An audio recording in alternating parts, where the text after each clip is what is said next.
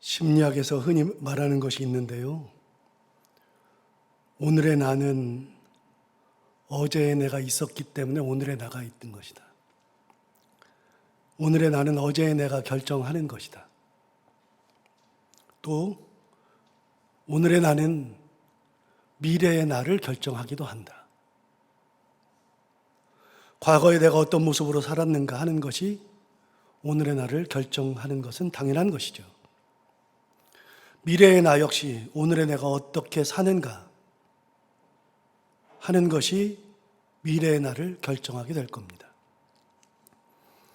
그러니까 지금의 나는 어느 날 갑자기 하늘에서 뚝 떨어진 존재가 아닌 것이고, 미래의 나 역시 어느 날 갑자기 하늘에서 뚝 떨어지지 않을 겁니다.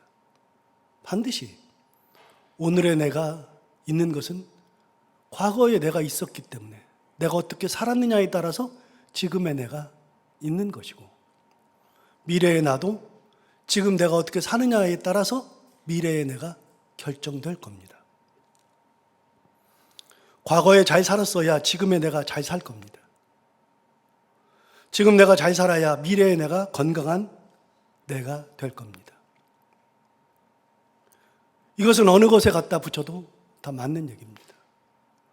과거에 내가 폭력을 행했으면 지금쯤 나는 감옥에 있을지 모르겠습니다. 과거에 내가 사기를 쳤다면 지금의 나는 도망 다니고 있었을 겁니다. 미래의 나는 지금 내가 어떻게 사느냐가 결정하는 것은 당연한 것이죠. 예를 짧게 들었지만 이런 예 외에 어느 것도 예외가 될 수가 없습니다. 상담학을 배우면서 제가 배우게 된 것이 참 많이 있는데, 어떤 사람이 어떤 행동을 하면 이해가 되지 않는 경우들이 진짜 많습니다. 어떻게 저렇게 행동하지? 어떻게 저런 말 하지? 그렇게 생각되는 경우들이 굉장히 많습니다. 그런데 그런 사람들에게 과거에 대해서 들어보면, 아, 저 사람이 저래서 저런 말을 하는 거구나, 저래서 저런 행동을 하는 거구나 하고 이해될 때가 있다는 겁니다. 부모에게 학대를 받았다면 나이가 들어서 그것에 대한 트라우마로 인해서 이상행동을 하는 것이 당연한 것이고, 버림을 받았던 경험이 있었다면 그것으로 인해서 역시 똑같이 버림받는 것에 대한 트라우마로 인해서 이상행동을 하는 것도 당연한 겁니다. 과거에 상처를 많이 받은 경험이 있다면 그것으로 인해서 반드시 상처로 인한 이상행동을 하게 되어 있습니다. 다시 말씀드리지만 지금의 나는 어디서 뚝 떨어지지 않았습니다. 말투, 행동, 삶의 형태 모두 다 과거에 내가 있었기 때문에 이렇게 하는 겁니다. 그런데 여기서 진짜 중요한 것 하나가 있는데, 그것은 그런 나를 정확하게 알아야 한다는 겁니다. 내가 하는 행동에 대해서 내가 알아야 합니다. 내가 왜 이렇게 행동하는지, 내가 말하는 것에 대해서 내가 알아야 됩니다. 내가 어떤 사람인지를 알아야 합니다. 사람들은 자기를 잘 모르는 경우가 많습니다.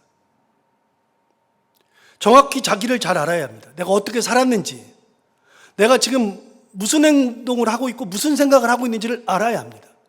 그 생각하고 행동하는 것의 근거가 무엇인지도 정확하게 알아야 합니다. 우리는 내가 어떤 사람인지, 어떤 성향을 가지고 있는지, 어떤 성격인지, 말투가 어떤지, 내가 하는 행동으로 인해서 사람들이 어떻게 반응하는지를 잘 알아야만 합니다. 이렇게 나를 알아야 내 행동을 이해하고, 어떤 때는 내가 그 행동을 할 때마다 아, 내가 이래서 이렇구나, 그럴 뿐만이 아니라 내가 하는 행동이 거기서 온 것이라는 것을 알고 스스로가 나하고 화해를 해야 합니다. 내 스스로와 화해가 이루어져야 합니다. 나를 나로 받아줄 줄 알아야 합니다. 어떤 때는 그렇게 행동하는 나를 보면서 웃기도 하고, 참 저렇게 행동하네, 그러기도 하지만 그것을 내가 나를 잘 알고 있어야, 아, 내가 이렇게 행동하니까 사람들이 저렇게 반응하고 사람들이 상처도 받고 그런 일이 생기는구나. 그것을 알고 있어야 이겨낼 수 있는 근거가 마련되는 겁니다. 여러분, 지금의 여러분을 한번 보십시오. 내 자신을 한번 보십시오. 여러분은 과거에 어떻게 살았습니까? 지금의 여러분은 과거에 살았던 그 모습을 그대로 가지고 있는 겁니다. 옛날 상처가 그대로 남아 있습니까? 그 상처가 있다면 그 상처가 무기가 되어서 나를 갉아먹습니다. 그리고 한 걸음 더 나아가서 내게 있는 그 상처가 남들을 공격하는 무기가 되는 겁니다. 자꾸만 상처 주는 말을 합니다. 그 상처를 어떻게 하면 이겨냈는가? 어떻게 하면 치료할 수 있는가? 이미 말씀드린 것처럼 지금의 내가 어떻게 살았고 어떤 상처를 입었고 그것으로 인해서 어떤 모습으로 살고 있는지를 살펴볼 수 있어야 합니다. 내가 나를 알아야 합니다. 내가 어떤 존재를 정확히 알고서 그런 다음에 나와 화해해야 합니다. 스스로에게 말할 수 있어야 합니다. 힘들었지. 그래도 잘 견뎠네. 잘 버텼네. 기특하네.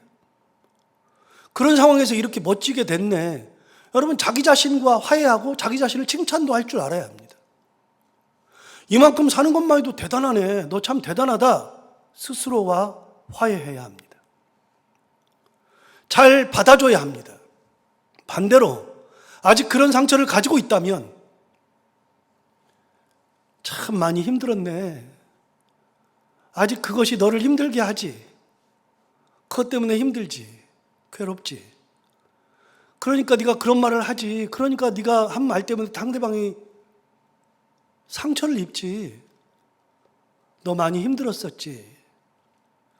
그래도 옛날보다는 조금 나아졌으니까 괜찮아. 좀 더 나아져 보자. 자기 자신을 위로하고 자기 자신을 화해하고 그리고 자기 자신을 조금씩 치료해야 합니다. 저는 심리학을 진짜 잘 공부했다고 생각합니다. 상담학을 공부한 것이 정말 귀하다는 생각을 할 때가 진짜 많습니다. 그래서 저는 저 자신을 객관적으로 살펴볼 기회가 굉장히 많았습니다. 공부를 하면서 선생님들이 자꾸만 도전하니까요. 그러니까 저 자신에 대해서 막 살펴보는 겁니다. 과거에 내가 이랬는데 지금의 내가 어떤 식으로 행동하는지를 자꾸만 살펴보게 되는 겁니다. 그러면서 저 자신을 많이 알게 되었습니다. 제가 하는 행동이 왜 그렇게 하는지에 대해서 어느 정도 알게 됐죠. 그리고 그것을 비교적 성공적으로 극복하고 지금의 건강한 내가 만들어졌다고 생각합니다. 여러분, 말을 한마디 해도 진짜 기분 나쁘게 하는 재주를 가진 사람들이 있습니다. 말을 한마디 해도 남에게 비수가 꽂히는 상처를 하는 말이 있습니다. 그냥 좋게 말하면 될 텐데 끊임없이 꼬투리를 잡는 사람이 진짜 있습니다. 이해가 되지 않는 행동을 하는 분들이 있습니다. 그건 그분 안에서 해결되지 않는 과거의 내가 살아있기 때문에 그렇습니다. 나쁜 것이 들어있으니까 나쁜 것을 쏟아내죠. 치유가 안 됐으니까요. 가시가 가득하니까 그냥 그 가시가 계속 나오죠. 상대방에게 계속. 화가 가득하니까 그 안에서 화가 계속 나오는 겁니다. 그래서 그것이 자기를 공격하기도 하지만 여러분, 화가 많은 사람은요, 자기를 공격하는 겁니다. 그 화로 남을 공격하거든요. 남을 공격하는 것으로 인해서 사람들이 반응하는 거, 사람들이 말하는 것에 의해서 또 상처를 받거든요. 그래서 화는요, 남을 공격하는 무기도 되지만 동시에 자기를 공격합니다. 가시는요, 남을 공격하는 무기가 되지만 동시에 그 가시가 자기를 공격하는 겁니다. 화가 있으니 화를 분출하고 가시가 있으니 가시가 분출되는 겁니다. 그래서 여러분, 화를 잘 내는 사람은요, 그 안에 화가 가득한 사람입니다. 말을 한마디 해도 기분 나쁘게 하고 상처 주는 말을 하는 사람은요, 그 안에 기분 나쁜 것이 가득 들어 있습니다. 상처가 가득 들어 있습니다. 그렇기 때문에 그런 행동을 하는 거죠. 행복하지 않으니까 행복하지 않은 행동을 하는 겁니다. 나이가 들어갈수록 기댈 만한 어깨를 가지고 있어야 하잖아요. 그러지 않으면 내 주변에 사람이 없어집니다. 포근함이 없어지면 사람이 없어집니다. 온유함이 사라지면 사람들이 나만 하질 않습니다. 내 곁을 다 떠납니다. 사람들이 줄어들고 나를 떠나가고 외로움이 더욱 커집니다. 나이가 들수록 외로움을 자처하는 분들이 있습니다. 내게 여유가 있어야 많은 사람들이 어려움이 있을 때 내 여유로 받아주고 품어주고 안아줄 수 있는데, 그게 안 되면 나이가 들어갈수록 사람들이 나를 더 피하게 되는 거죠. 그렇게 생각하면 과거의 나를 객관적으로 바라보고 이해하는 것은 당연한 것이고, 그때 있었던 많은 것들과 화해하는 것이 필요합니다. 그리고 용서하고 치유하는 과정이 반드시 필요합니다. 여러분, 설교 시간인데 이렇게 말하는 것은 이유가 있습니다. 예수를 믿으면서도 우리는 예수 믿는 것 따로, 세상 사는 것 따로일 때가 굉장히 많습니다. 신앙생활하는 것 따로, 사람들 대하는 것이 따로, 신앙생활하고 하나님의 은혜가 있으면 하나님의 은혜 가운데 그 은혜가 가득해야 그 은혜로 사람들에게 은혜를 주는데, 은혜가 없이 그냥 신앙생활 한다는 명목만 있고 신앙생활 하는 바깥 부분은 있는데 안쪽이 변화되지 않으니까, 치유가 되지 않으니까, 하나님의 은혜 가운데 치유가 되지 않으니까, 그 안에 은혜가 없으니까 화를 집어넣고, 신앙생활은 하는데 화를 집어넣고 화를 내는 사람, 말을 하는 사람, 행동을 하는 사람, 그런 경우가 너무나도 많습니다. 올바른 신앙이라고 말할 수 없죠. 그렇게 생각하면 과거의 나를 객관적으로 바라보고 이해하는 것이 당연하다고 말씀을 드렸고, 그때 있었던 것들과 화해하고 치유하는 것이 꼭 필요합니다. 여기서 자기 과거와 화해한다는 것은 지난 과거의 나를 버리는 것이 아니라, 지난 과거의 내가 그대로 있는데 어떻게 버립니까? 과거의 내가 어떻게 버려집니까? 버려지지 않는데 하나님의 은혜로 무언가로 나를 치유하는 과정이 일어나서 내가 용서가 되고 내가 치유가 되어서, 그렇게 돼서 현재의 내가 과거를 보면서 화해했을 때 부정적인 내가 사라지고 미워할 필요가 없는 거죠. 과거의 나나 지금의 나는 다른 존재가 아닙니다. 과거의 내가 있었기 때문에 내가 지금 있는 겁니다. 그런데 과거의 내가 지금의 나의 발목을 잡으면 안 됩니다. 과거의 발목이 잡혀 있는 것은 건강한 내가 아닙니다. 과거를 어떻게 만나고 어떻게 치료하느냐에 따라서 지금의 내가 건강하냐 아니면 병들어 있느냐를 결정하는 거니까요. 반드시 건강한 나를 만들기 위해서는 과거를 잘 치유해야만 합니다. 이렇게 그 상처의 아픔과 힘듦을 치유할 때 그것은 많은 방법을 통해서 이루어지게 되는데, 그것들이 하나 둘 모여서 나를 귀하게 만들어줍니다. 좋은 분을 만나서 치유가 되거나, 어떤 사건이 계기가 되어서 나를 치유하거나, 아니면 심리치료를 받고서 치유하거나, 그런 과정들이 있어서 내가 건강한 나로 다시 새롭게 살아갈 수 있는 근거를 마련해 주는 겁니다. 그런데 저는 심리학이나 상담학을 공부하면서 이런 문제를 많이 만났는데, 그래서 이런저런 치료에 대해서 배우기도 했어요. 나를 바라볼 수 있는 눈도 생겼고 남들을 바라볼 수 있는 눈도 생겼습니다. 무슨 말을 하면, 여러분도 심리학을 안 배웠어도 웬만하면 압니다. 상대방이 무슨 말하면 그 뒤에다 뭘 깔고 이야기하는 경우들 많잖아요. 그걸 얘기는 안 하는데 그걸 깔고서 얘기해요. 우리 다 알아요. 그런데 조금 더 잘 보입니다. 아, 저 의도로 얘기하는 거구나. 그런데 그렇게 해서 치료가 하나씩 둘씩 되는 사람은 건강한 내가 보여지는 겁니다. 그런데 이런저런 치료에 대해서 많이 배웠습니다. 그리고 어떻게 하면 건강한 내가 되느냐를 많이 배웠습니다. 그런데 저는 목사로서 고백할 수 있는 것, 정말 중요한 거 한 가지가 있는데, 과거의 나를 치료하는 것은 하나님의 만지심이 반드시 있어야 합니다. 하나님이 인도하셔야 합니다. 하나님의 참 위로와 만짐이 있으면 과거의 상처는 쉽게 치유되고 지금의 나는 은혜의 사람으로 새롭게 만들어지는 것이고, 미래의 나 역시 지금의 긍정적인 내가 있기에 미래의 내가 긍정적인 내가 될 것이 분명합니다. 여러분, 하나님의 은혜가 우리의 마음을 치유합니다. 고난과 환난과 역경 속에서도 하나님의 은혜가 우리를 치료하는 겁니다. 다윗의 인생을 한번 볼까요? 다윗은 어느 날 갑자기 왕으로 기름 부음을 받았습니다. 정말 대단한 일이죠. 그런데 그 이후부터 그의 삶은 평탄하지가 않았습니다.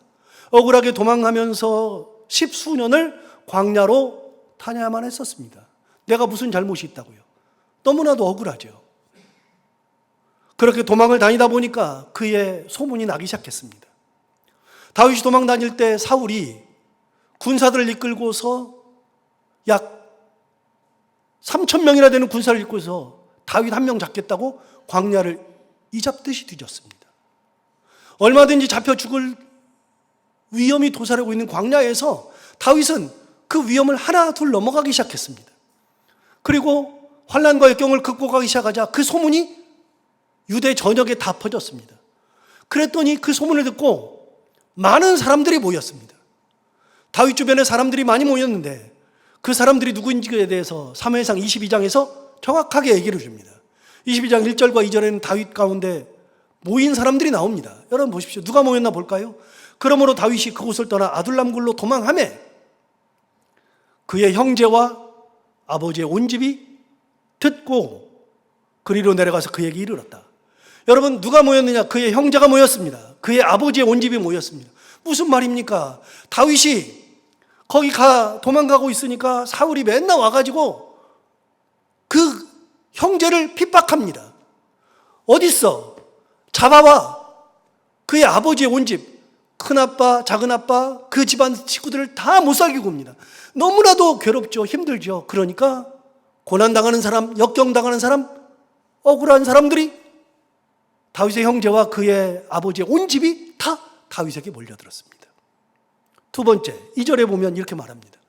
환난당한 모든 자, 빚진 모든 자, 마음이 원통한 자.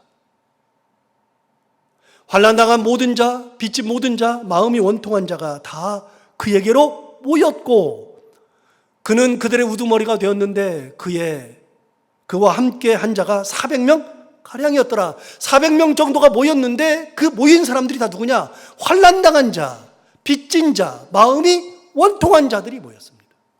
정상적인 사람은 한 명도 없었습니다. 다 환난당하고 핍박당하고 빚졌고 그리고 마음이 원통하고 사람들에게 쫓기고 억울함을 당하고 있는 모든 사람들이, 다윗과 같은 처지에 있는 사람들이 다 모였습니다. 다윗이 상처를 가지고 있고 그렇게 억울한 일을 당하니까 똑같은 억울한 일을 당하고 상처가 있는 사람들이 다윗한테 다 모였습니다. 여러분, 다윗에게 모인 사람들은 정상적인 사람이 한 명도 없었습니다. 이렇게 되면 그 모인 사람들은요, 화가 많고 흥분을 잘하고 짜증을 잘 부리고 그리고 복수심이 가득한 사람들이 모인 공동체가 된 겁니다. 자기들이 한을 풀려고 했을 것인데 이 모임은 다윗에게 모인 400명 그들은 한을 풀지 않았습니다. 이 400명은 나중에 600명으로 불었습니다. 점점 힘이 강해졌죠. 그러면 600명이 모였을 때, 사람들이 모였을 때 다윗이 야, 사울이 나를 쫓아다니는데 사울부터 제거하자. 그러면 되는 겁니다. 다윗이 한부터 풀어야만 했었습니다. 그런데 다윗은 절대 자기의 한을 푸는데 이들을 이용하지 않았습니다. 얼마든지 가능한데 이용하지 않았습니다. 다윗은 사울을 죽일 기회가 공식적으로 성경에 2번 나옵니다. 2번 있었는데 절대로 사울에게 손을 대지 않았습니다. 그와 함께 광야에서 삶을 꾸리던 무리들이 그런 다윗이 얼마나 답답했던지 다윗이 가가지고서 사울의 옷자락만 살짝 베었을 때에도 그들은 같이 있었고 너무나도 답답한 겁니다. 이번에는 죽일 기회가 반드시 있습니다. 다윗이 움직이지 않으니까 무리들이 얘기합니다. 정 그렇게 사울을 죽일 수 없다면 당신은 여기 가만히 계십시오. 우리가 죽일 겁니다. 그랬을 때도 다윗은 하지 말아라. 손대지 못하겠습니다. 하나님이 기름 부으신 자들, 사람이 어떻게 할 수가 없다 말하면서 자기 한을 풀지 않았습니다. 다윗이 움직이지 않자 그들이 할 수 있는 것은 하나도 없었습니다. 여러분, 다윗이라고 그럴 마음이 없었겠습니까? 그런 미움이 없었겠습니까? 그래서 가만히 다윗이 사울의 옷자락을 벤 적도 있다고 말씀을 드렸습니다. 그러나 옷자락을 베고서도 이내 후회했습니다. 하나님의 기름 부으심 받은 자, 그의 몸에 손을 댔다는 것 때문에 괴로워했었습니다. 그리고 하나님 앞에 회개까지 했죠. 마음에 상처가 있었던 것이 분명한데, 억울한 것은 분명한데, 그런 상처와 억울함을 가지고 괴로워하지 않았습니다. 다윗은 놀랍게도 괴로워한 적이 없습니다. 여러분, 시편이 150편이 있는 건 다 아시죠? 그 중에 다윗이 지은 시가 무려 72개입니다. 75개가 딱 반인데 거의 반절을 다윗이 시를 지었습니다. 시편은 다윗의 시가 72개나 되니까 대단히 많죠. 그런데 그 72개의 시 어느 곳에도 다윗이 그것 때문에 괴로워하거나 한을 풀겠다 한 적이 없습니다. 그렇게 한을 풀면서 자신을 망가뜨리지 않았습니다. 하나님의 위로와 만지심에 의해서 이렇게 산 거죠. 다윗은 광야를 걸어도, 도망을 다녀도, 힘이 생겨도 그것을, 과거의 상처를 들춰내고 그 상처를 발산하는 데에 쓰지 않았습니다. 그럴 필요가 없었죠. 그것이 상처가 될 리가 없었으니까요. 왜냐하면 하나님의 은혜가 상처를 덮었으니까요. 그래서 시편 23편 1절에서는 여호와는 나의 목자시니 내게 부족함이 없으리로다. 여러분, 얼마나 대단한 말을 합니까? 여호와는 나의 목자시니 내게 부족함이 없으리로다라고 고백하는데, 이 고백은 다윗이 왕이 되고 잘 나갈 때, 왕으로서 부족함이 없을 때 지은 시가 아니라 광야에서 도망 다닐 때 지은 시라고 몇 번을 말씀드렸습니다. 그때 얼마나 괴롭고 힘들었을까요? 그런 괴로움과 역경과 환난 속에서도 다윗은 단 한 번도 부족함을 느낀 적이 없었습니다. 괴로워한 적도 없었습니다. 왜냐하면 그 부족함 속에서 하나님의 은혜가 부족함을 덮었고, 하나님의 은혜가 다윗의 상처를 덮었고, 하나님의 은혜가 다윗의 어려움을 덮었고, 하나님의 은혜가 먹을 수 없었던 것, 잠을 잘 수 없었던 것, 그 모든 것을 다 덮었기 때문에 그렇습니다. 그러니 자기에게 모인 모든 무리를 자기 상처를 드러내고 자기 상처에 의한 한을 갚는 데 쓰지 않고 미래의 나라를 건설하는 주역으로 그 사람들을 다 바꿨습니다. 놀라운 거 아닙니까? 다윗에게 모인 무리들은 다윗이 원수를 갚자, 그 말만 기다리고 있었습니다. 일어나서 싸우자, 이 말을 기다리고 있었습니다. 얼마든지 그렇게 하기를 기다리고 있었던 사람들입니다.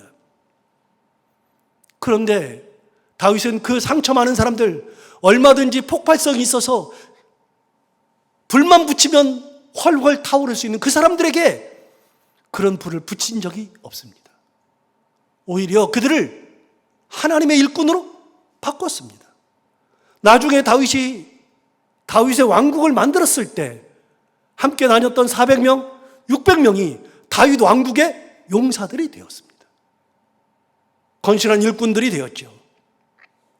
이렇게 준비가 잘 되자, 광야에서 그들의 상처를 드러내지 않고 하나님의 은혜로 치유할 수 있게 되자, 하나님은 그들을 준비가 되었을 때 다윗을 왕으로 세우시고 그들을 일꾼으로 세우시는 놀라운 은혜로 바뀐 겁니다.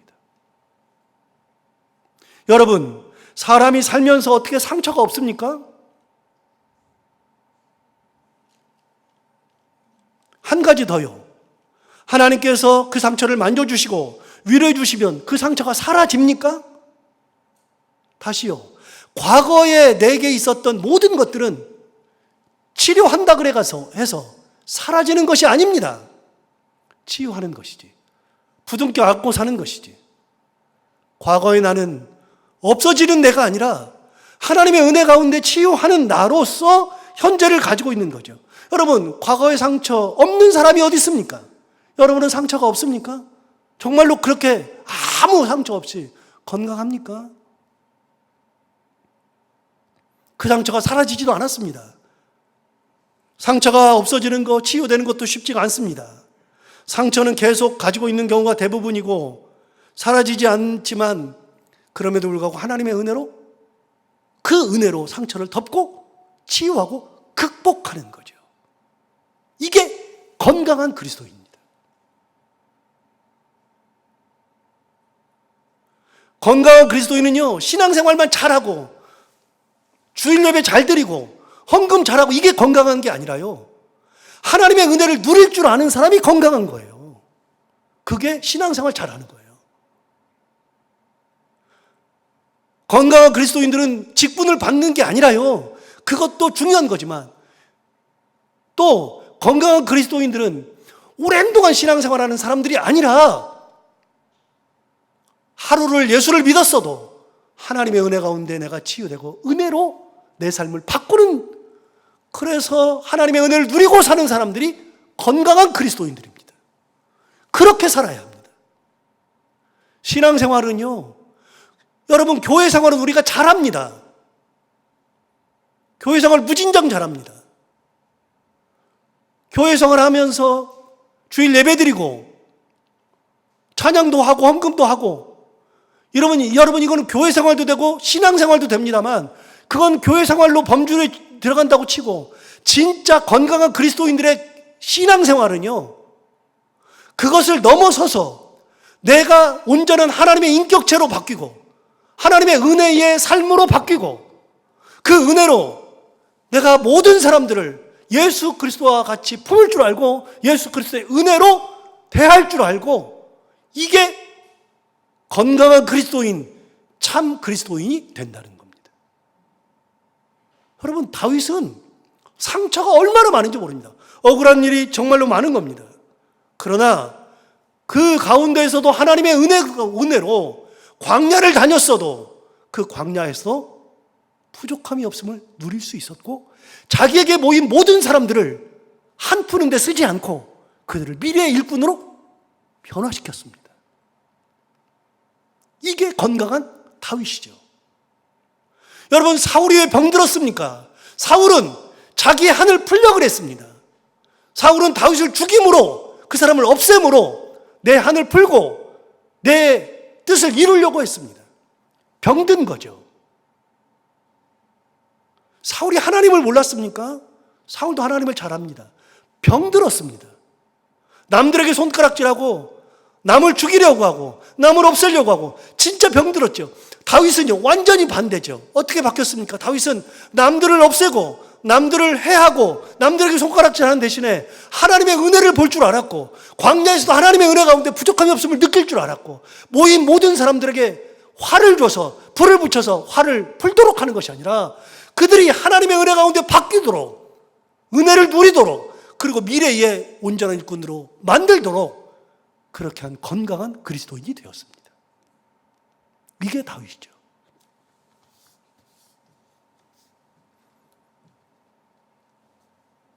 사도 바울은 그의 인생이 아픔과 상처, 고난과 역경 투성이었습니다. 특별히 다메섹으로 가는 길목에서 예수를 만난 이후에는 죽음의 위협에 노출된 상태로 평생을 살았습니다. 이게 사도 바울입니다. 맞기도 엄청 맞았고, 맞을 뿐만 아니라 돌로 맞아서 죽을 뻔도 하였고, 배가 난파되어서 바다에서 일주일 동안을 표류하기도 했었고, 감옥에도 엄청 많이 갇혔고, 옥살이를 하다가 결국 순교의 길을 갔던 사람이 사도 바울입니다. 우리가 고난당하고 역경당하고 어려움 당한다 그러는데요, 사도 바울과 같이 그런 고난과 역경과 어려움을 당해본 적이 없습니다. 우리는.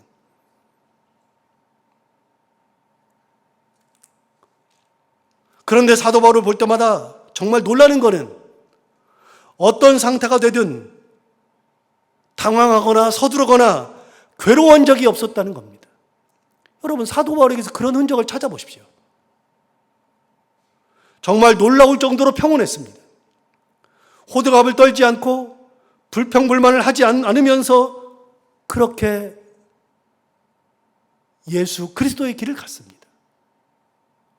사도행전 16장은 사도 바울이 빌립보에서 전도할 때 일이 상세하게 기록되어 있는데, 그 성에서 전도를 하던 중 억울하게 옥에 갇히게 되었습니다.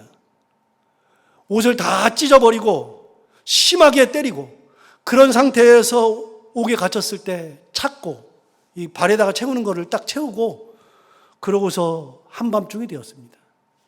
짜증날 일이 엄청나게 생긴 거죠. 얼마나 억울합니까? 뭘 잘못했습니까? 여러분은 억울한 일을 당해본 적 없습니까? 저는 있습니다. 저는 인생 일대에 진짜 억울한 일을 당해본 적이 몇 번 있습니다. 막 싸우고 막 뭐라도 하고 싶은 마음이 생겼고, 특별히 저보다 힘이 센 분이 그렇게 저를 모함했을 때에는 어떻게 해볼 도리가 없어서 화병이 생기고 심장이 깨지는 아픔도 겪어봤습니다. 사기를 당한 분도 계시고 우리 가운데 억울하게 모함을 받아본 분도 계시고 가족 간의 불화로 인해서 어려움을 겪는 분도 계시고 이상하게 나를 나쁘게 말하는 것을 경험한 분도 계시고, 특별히 교회 생활하다가 목사한테 주변에 같은 성도들에게 억울함을 당하고 억울한 말을 들어본 적도 있을 겁니다. 진짜 있을 겁니다.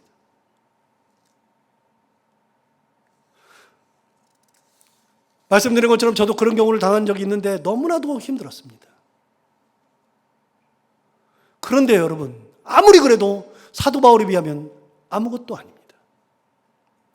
옷을 다 찢김 당하고 엄청 맞고 저녁에 착고에 채워서 그렇게 갇혔을 때 사도 바울에 의해서 하나님 도대체 왜 그래요? 할 만한데. 하나님 내가 왜 이런 고난을 당해야 돼요? 할 만한데. 사도 바울은 그런 말을 한 적이 없습니다. 사도행전 16장에 보면 감옥에 갇혔을 때 사도 바울이 한밤중에 함께 갇혔던 신라와 함께 두 가지를 했습니다. 찬송하며 기도하였더라. 그런 억울한 일을 당했을 때 한밤중 칠흑과 저두운 밤에 사도 바울은 하나님을 찬송하고 하나님 앞에 기도하고 있었습니다. 여러분, 사도 바울은 그 모든 것을 어떻게 이겨내요?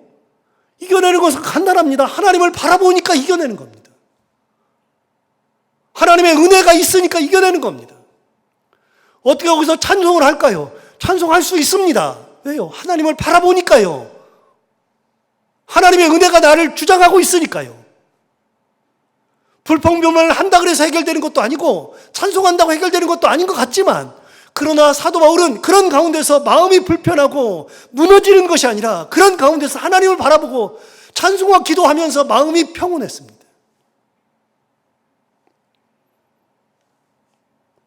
그 칠흑 같은 밤에 잠이 오겠습니까? 억울한 일을 당하고 괴로운데 잠이 오겠습니까? 그런데 사도 바울은 그 칠흑 같은 밤에 찬송과 기도로 하나님을 만나고 있었던 겁니다. 오늘 본문을 보면 오늘 본문은 고린도 후서 아닙니까? 여러분, 고린도 후서 그러면 사도 바울이 고린도 교회에 편지를 보낸 거니까 이 편지를 하기 전에 사도 바울은 고린도에서 이미 약 1년 6개월을 생활한 적이 있었습니다. 그 내용이 사도행전 18장에 나오는데요. 그 내용을 요약하면 이렇습니다. 사도 바울이 고린도에 거하면서 전도를 하게 되었을 때 다른 도시와 마찬가지로 많은 환난을 겪었습니다. 그리고 사도 바울 일행을 대적하고 비방하는 사람들이 있어서 그들이 사도 바울을 재판장 앞에 세웠습니다. 재판장 앞에서 온갖 어려움을 겪다가 겨우 풀려나가지고서 어려움이 굉장히 많았었습니다. 그럼에도 불구하고 사도 바울이 의기소침하고 있었던 것 같습니다. 사도 바울이 좀 힘들어했던 것 같습니다. 그때 하나님이 사도 바울에게 나타나셔서 이 말씀을 하십니다. 사도행전 18장 9절 10절 정말 귀한 말씀을 주시는데요. 밤에 사도 바울이 재판장에서 끌려 나오고 그 어려움을 이겨냈을 때 그 밤에 주께서 환상 가운데 바울에게 말씀하시되 두려워하지 말며 침묵하지 말고 말하라. 저는 이 말씀이 얼마나 은혜가 되는지 모릅니다. 사도 바울이 두려움이 있었던 것 같습니다. 그러니까 하나님 뭐라 그러셔요? 두려워하지 말아라. 사도 바울이라고 어떻게 완전합니까? 그런데 하나님이 그 사도 바울에게 말씀하십니다. 두려워하지 말아라. 침묵하지 말고 말아라. 10절에는 더 귀한 말씀하십니다. 이렇게 말씀하십니다. 내가 너와 함께 있음에. 여러분, 진짜 중요한 말인데요. 어려운 일을 당하고 괴로운 일을 당했을 때 제가 당해보니까요. 제가 교회에서 그런 어려움을 당했는데요. 저 유학 갔을 때, 전에 사역했던 교회에서, 그 목사님에 의해서. 정말 억울해요. 그러니까 제가 어떻게 하냐면요. 그 영국에서 그 당시에는 공짜 전화도 없고 다 돈을 내야 되는데 전화해가지고 막 장로님이고 권사님이고 집사님이고 막 전화해가지고 막 하소연하고 싶어요. 나 그런 사람 아니라고 막 하고 싶어요. 진짜 하고 싶어요. 그래서 나한테 전화 오는 분이 있어요. 저한테. 목사님 진짜 이랬습니까? 이런 일이 있습니다. 그러면 그때 얘기를 하는데 전화 오면은 국제적으로 하는데 그 당시에 10분이고 20분이고 30분이고 계속 말하고 싶어요. 돈이 많이 되니까 끊어야 되지만 한국에 돌아와서 그분들이 저를 만나자 그러면 그분들하고 계속해서 제가 무고함을 얘기하고 싶어요. 계속 얘기하는 나를 발견해요. 끊임없이 얘기를 해요. 나는 그런 사람이 아니다. 나는 그렇지 않았다. 얘기를 끊임없이 합니다. 하소연을 얼마든지 하고 싶고 내가 그런 사람 아니라고 증명해보고 싶습니다. 사도 바울 얼마나 힘들까요? 하나님 뭐라 그러셔요? 내가 너와 함께 있다. 하나님이 함께 있답니다. 내가 너와 함께 있음에 어떤 사람도 너를 대적하여 해롭게 할 자가 없을 것이니 이는 이 성 중에 내 백성이 많음이라. 사도 바울의 눈에는 하나님의 백성이 보인 적이 없습니다. 별로 없습니다. 그런데 하나님 뭐라 그러셔요? 괜찮아. 이 성 중에 내 백성이 많아. 내가 너와 함께 있어. 여러분, 이 하나님의 말씀을 듣고 괴로워던 사도 바울이 힘을 내서 전도하면서 1년 6개월을 머물렀습니다. 하나님의 위로와 치유함을 받고 1년 6개월을 있었습니다. 사도 바울에게 고린도 후서를 받아보는 이 사람들은 다 압니다. 사도 바울이 환난당한 거, 고난당한 거, 역경당한 거 다 압니다. 그들이 이 편지를 지금 읽고 있습니다. 오늘 본문에서 이렇게 말합니다. 3절과 4절을 볼까요? 진짜 중요한 말씀인데 항상 말씀드리지만요. 시편이나 편지나 이런 것들은 어디가 가장 중요하다고요? 1절이 중요하다고요. 그런데 편지에서는 1절, 2절은 인사하니까 넘어가고요. 3절이 이게 편지의 시작입니다. 가장 중요한 겁니다. 진짜 하고 싶은 얘기 하는 겁니다. 자, 뭐라고 하나 들어볼까요? 찬송하리로다. 그는 우리 주 예수 그리스도의 하나님이시오. 하나님은 우리 주 예수 그리스도의 하나님이시랍니다. 두 번째, 자비의 아버지시오. 모든 위로의 하나님이시다. 하나님을 이렇게 표현했습니다. 하나님이 셋으로 표현했는데 하나는 우리 주 예수 그리스도의 하나님. 두 번째, 자비의 하나님. 세 번째, 위로의 하나님. 4절 볼까요? 우리의 모든 환난 중에서 우리를 위로하시는 분이에요. 자, 위로의 하나님이라고 그러는데 하나님이 우리의 환난, 내가 당한 환난 너희 다 알지? 너희도 지금 당하고 있지? 그런데 이 환난 중에서 우리를 위로하시는 분 하나님. 우리를 위로하셔서 어떻게 하느냐? 우리 위로하는 것으로 끝나는 것이 아니라 그 다음 우리로 하여금 하나님께 받는 위로로 모든 환난 중에 있는 자들을 능히 위로하게 하시느니. 즉 내가 이런 환난을 당했을 때 하나님이 나를 위로하셔요. 그 위로를 가지고서 내가 위로를 받고 끝나는 것이 아니라 하나님의 은혜 가운데 내가 위로가 되면 그 위로를 가지고 내가 끝나는 게 아니라 그 위로를 가지고서 하나님께 받은 위로로 모든 환난 중에 있는 자들을 위로하게 하시는 거예요. 이게 한 걸음 더 나간 그리스도인이에요. 여러분, 우리는 환난 중에서 위로를 받을 수 있죠. 하나님의 은혜 가운데 위로를 받을 수 있죠. 사도 바울이 그랬잖아요. 위로를 받고 끝난 게 아니라 내가 위로됐어. 그걸로 끝난 게 아니라 내 위로를 가지고 하나님의 그 위로가 풍성한 그 위로가 내 안에 쌓여 있으니 모든 환난 당하는 사람들, 환난 중에 있는 자들을 하나님의 그 위로로 내가 위로하게 하나님 하시는 거다. 여러분, 하나님의 은혜가 우리에게는 위로가 되는 겁니다. 상처를 치료하고 어려움을 극복하게 하고 환난 중에서도 하나님을 바라보게 만들죠. 그리고 그 위로를 가지고 모든 환난 당한 모든 자들을 위로하도록 하나님이 하시는 거죠. 5절도 보실까요? 그리스도의 고난이 우리에게 넘친 것 같이. 자, 고난이 우리에게 넘쳤어요. 고린도 교인들이 이 편지를 보면서 딱 알아요. 우리에게 그리스도의 고난이 우리에게 넘친다. 다 알아요. 자기들도 지금 고난이 있어요.